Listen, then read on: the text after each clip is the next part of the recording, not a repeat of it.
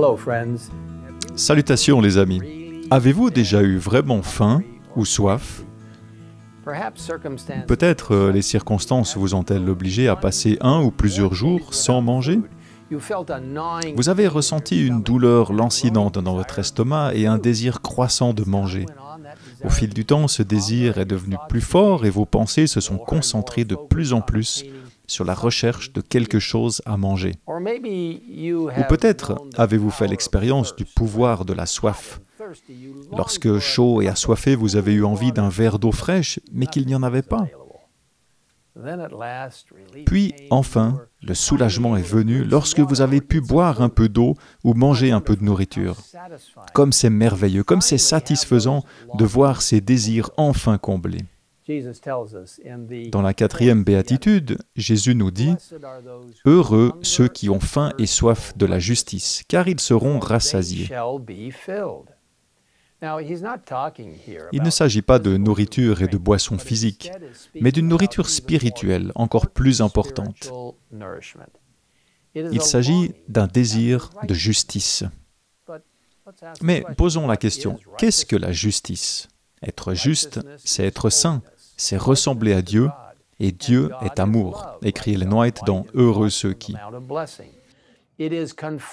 C'est la conformité à la loi de Dieu, car tous ses commandements sont justes, et l'amour est donc l'accomplissement de la loi. La justice est amour, et l'amour est la lumière et la vie de Dieu. Cet amour s'incarne dans le Christ, de sorte que nous recevons la justice en recevant le Christ. Cette justice n'est pas quelque chose que nous pouvons gagner, c'est un don gratuit de Dieu. La justice ne s'obtient ni par des luttes douloureuses, ni par un labeur épuisant, ni par des dons ou des sacrifices, écrit Ellen White. Elle est donnée gratuitement à toute âme qui a faim et soif de la recevoir. On dit qu'il existe dans chaque être humain un vide en forme de Dieu, une place dans notre cœur que seul Dieu peut remplir. Ecclésiaste 3, au verset 11, semble confirmer cette pensée, puisqu'il affirme que Dieu a mis dans notre cœur la pensée de l'éternité. Bien que beaucoup de personnes tentent de combler ce vide avec d'autres choses, la philosophie, le matérialisme, le sécularisme et plus encore, rien d'autre que Dieu lui-même ne peut vraiment satisfaire la faim et la soif de l'âme. Aujourd'hui, Jésus nous dit « C'est moi qui suis le pain de la vie. Celui qui vient à moi n'aura jamais soif, et celui qui croit en moi n'aura jamais soif. » De même que nous avons besoin de nourriture pour entretenir nos forces physiques, nous avons besoin du Christ, le pain céleste, pour entretenir notre vie spirituelle et nous donner la force de le suivre là où il nous conduit.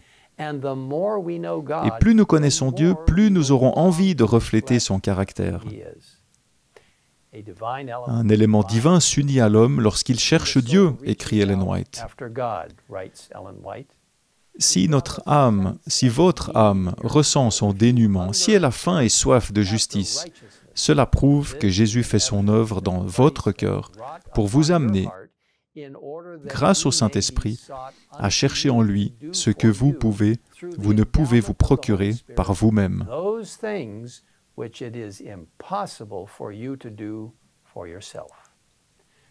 Puis vient cette magnifique promesse. Les paroles de Dieu sont des sources de vie, tandis que sous la direction du Saint-Esprit, vous sonderez ces sources, vous entrerez en communion avec le Sauveur. Des vérités familières se présenteront à votre esprit sous un aspect nouveau. Des versets des Saintes Écritures vous apparaîtront comme dans un éclair plein de pensées nouvelles. Vous saurez le rapport qui existe entre la doctrine de la rédemption et d'autres vérités. Vous saurez que Jésus vous conduit, qu'un Maître divin est à votre côté.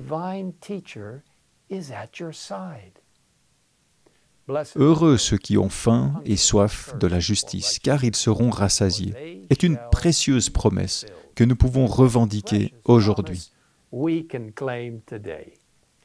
Ainsi, mes amis, nous passons en revue certains des points saillants du merveilleux livre « Heureux ceux qui » d'Ellen White.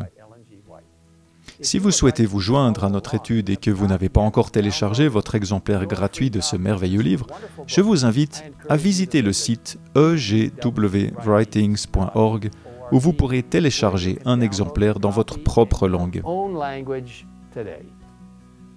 Prenons un moment pour remercier le Seigneur pour sa merveilleuse promesse de satisfaire les désirs les plus profonds de nos cœurs lorsque nous nous tournons vers lui dans la prière.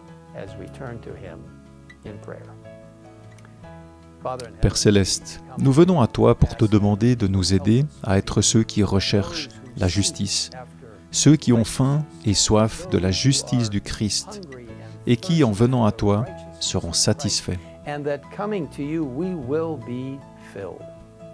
Merci pour la parole de Dieu. Merci pour l'esprit de prophétie. Merci pour la manière dont tu travailles en nous pour nous aider à être pleinement remplis de ta justice.